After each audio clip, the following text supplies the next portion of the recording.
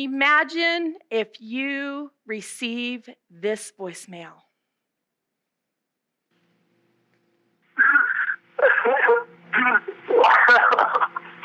I miss Dad.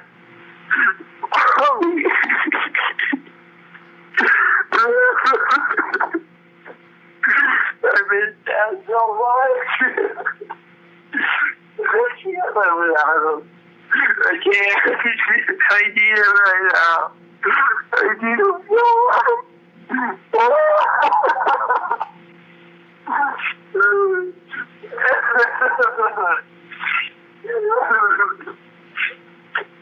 I just need someone right now, Mom. Mommy.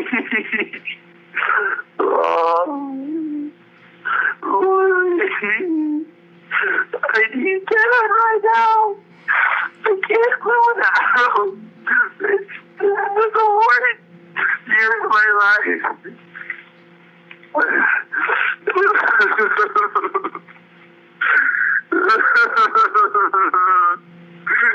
Mommy, I'm not okay. I'm not okay right now, Mom. I really need help. I really need help. I really need answers.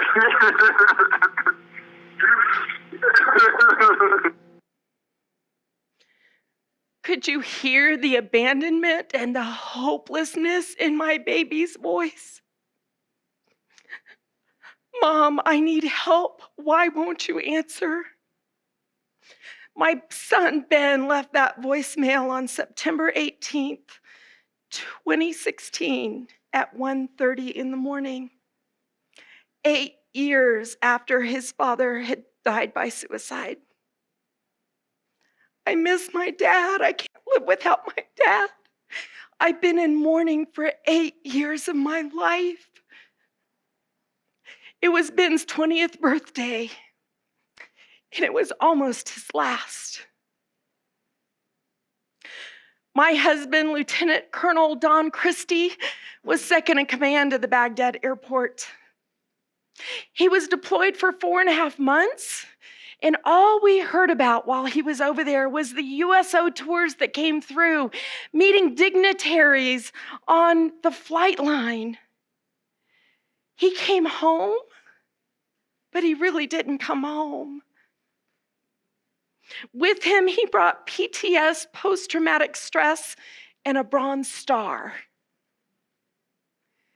He didn't talk about it, but the PTS spoke volumes. But I know that you don't earn a Bronze Star by having Toby Keith take a nap on your couch in your office. What we found out later was one of his duties, he was in charge of HR. In this case, human remains. He was in charge of those ramp ceremonies that took our fallen military members in the flag-draped coffin and put them on the transport to give them a dignified and respectful transport home to their loved ones.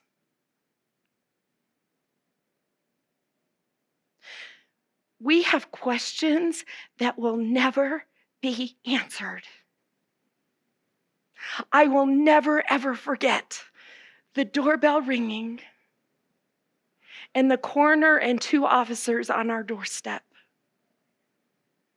Just a few days before Don was supposed to pin on Colonel.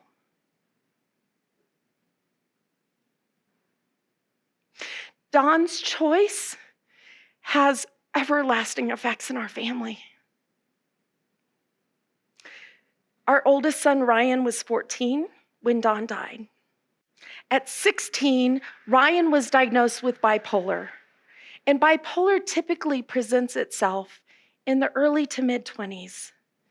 And Ryan's psychiatrist just figures that the suicide triggered bipolar in him early. He didn't like the medication he was on, so he started self-medicating with alcohol, marijuana, and then meth. And he attempted suicide twice. Research has said that family members who have lost a loved one by suicide are more likely to attempt. And Ryan is part of that statistic. He was turning his life around, though. It took hard work on all of our parts. He got clean. He earned his GED with scores off the charts. He started his own business doing epoxy countertops that were beautiful works of art. And he loved traveling. He went to Italy for 3 weeks. He had a plane ticket there and a plane ticket back and no other plans. Very resourceful. I like to think he took it from his mom. Unfortunately, I thought he was doing well. Our relationship was mending, and I thought he had turned a corner. But September 20th of 2015, a year prior to that haunting voicemail, was the last time I saw my son. My 22-year-old had decided he was going to Hawaii on a 4-month apprenticeship to learn self-sustaining farming, yoga, and meditation. He was going to recharge. He was going to get off the grid a little bit and come back and start his new chapter. He never came back. We found out he never went to Hawaii. He never had an apprenticeship. It was all a story. I pray that he's on this side of heaven and that one day we'll be reunited. Mommy, I'm not okay. Life has been hard. It still is sometimes. I failed. I failed as a spouse. I'm sorry, darling, please forgive me. I failed as a mother. Ryan, I love you. Please come home.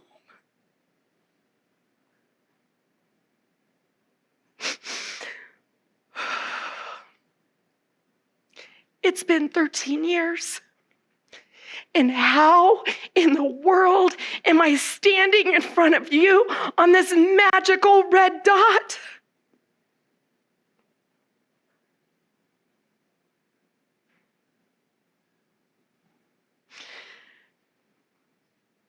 Life seems hopeless sometimes, but I'm here to tell you I'm not in a fetal position. I'm standing up tall because hope is not canceled.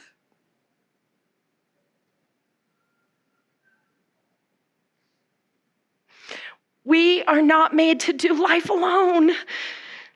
We had battle buddies on our emotional battlefield. We had wingmen that were armored up with hope.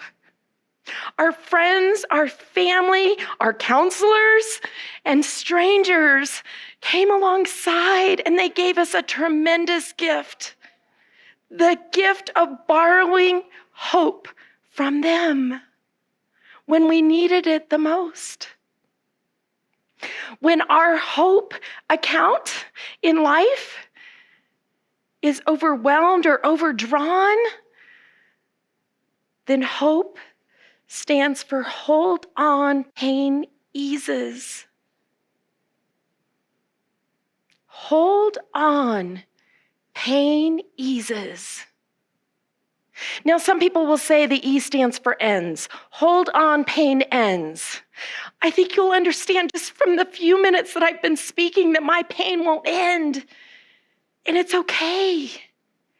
And I bet you that every single person here has gone through a 10 out of 10 on the pain scale. At that very moment, a 10 out of 10 on the pain scale.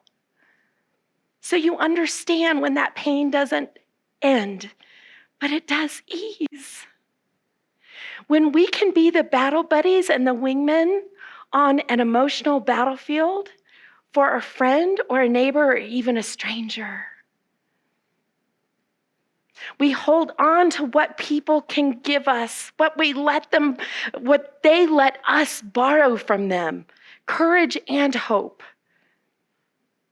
My best friend took her 2 boys out of school. Her boys were my boy's best friend, and they lived with us for 3 days right after Don's death. And she slept on Don's side of the bed so it wouldn't be empty. Who thinks of that? Another friend came with us when we were meeting with the casualty assistance officer and at the funeral home to take notes. They were our battle buddies. They're doing life with us, and they still are 13 years later, because life is so much better when we do it together. Think about the last time you were struggling, and maybe you're struggling right now. Who was the person who helped your pain ease? Who is the person that you can count on that they'll let you borrow hope? I encourage you today to let that person know, either with a postcard, a text, or a phone call. They need to know that what they did and what their little portion, the impact that it made on your life. Now, when our hope account is abundant and overflowing, hope stands for help one person every day. Help one person every day. The boys and I started volunteering more at church. We took the neighbors' dogs for a walk, and Ryan, this culinary artistry that he had, he did not get from his mother, he used to make meals for the local fire department. And guess what? When we got out of our circumstances and out of our pain to help other people, our pain eased. We were battle buddies on someone else's emotional battlefield.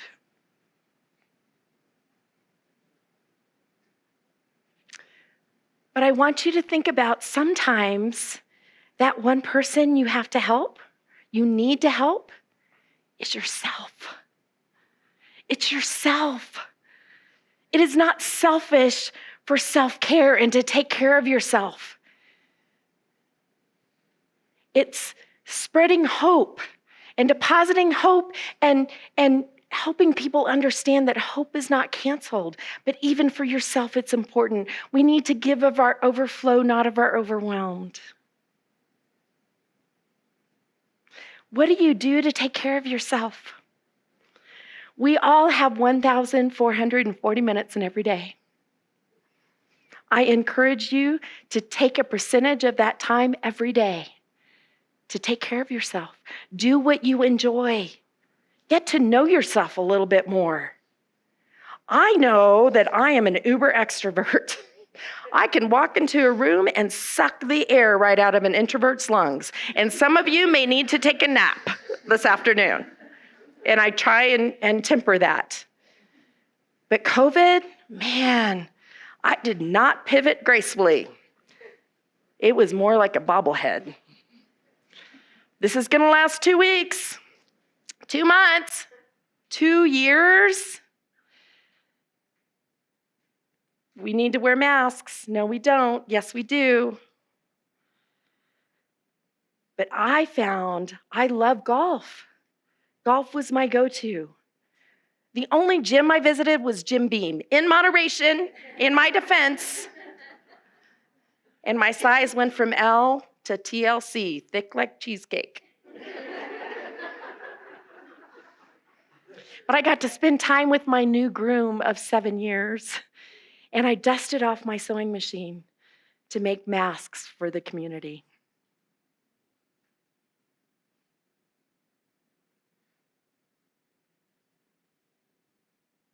I can't live without my dad.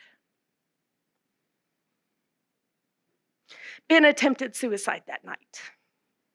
And his roommate and his fraternity brothers came alongside, and they were armed on that battlefield with hope. And they gave us hope. They gave Ben hope, and they gave his mama hope. Ben is now 26 years old, an aerospace engineer, working for the Air Force as a civilian in California. He looks at the scars from his attempt, and it reminds him to hold on. Pain eases. Help one person every day. That one person may be yourself.